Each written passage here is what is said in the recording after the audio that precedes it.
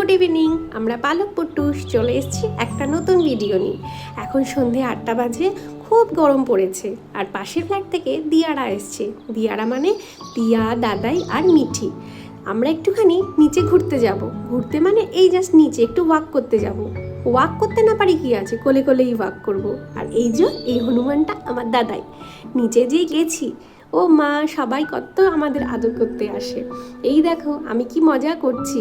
আর এই যে আমার দাদাই, ওর নাক টিপি, গাল কামড়াই, কত কিচ্ছু করি। আর মাও একটুখানি আমাদের নিয়ে হেঁটে নিল। আজকে খুব সুন্দর হাওয়া দিচ্ছে।